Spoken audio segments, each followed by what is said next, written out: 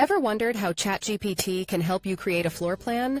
Let's explore how you can even include visual representations in your designs. To start, we'll need to ask ChatGPT for assistance. I'll also request some sample prompts that can guide us in this process. The first step to having ChatGPT assist with your floor plan is to draft your requirements clearly.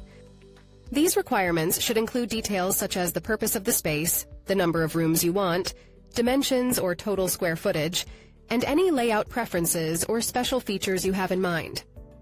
Let's consider using a sample prompt like, create a simple floor plan for a single-story house with the following requirements. I'll go ahead and copy this prompt and paste it to get started. For a 1,500 square foot area, ChatGPT will generate a floor plan based on my description. As you can see, here's a visual representation of the room, just as I requested. I hope this helps you understand how to leverage ChatGPT for your floor planning needs.